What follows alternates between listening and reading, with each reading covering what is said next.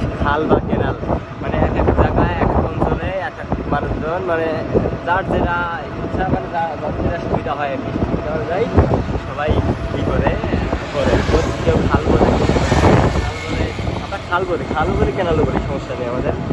এর পাশে দেখেন কত গাছ গোছালি আছে, বা এখানে গাছ টাছ লাগায় সবাই।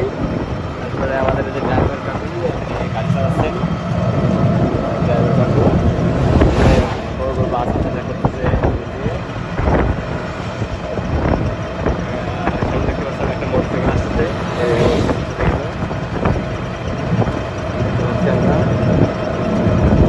সামনে যে পাশে একটা ঘরের পাশে একটা বাড়ি দেখেন, কত গাছ আছে, পাশে কত কলা গাছ লাগাচ্ছে মানুষজন আছে দেখেন।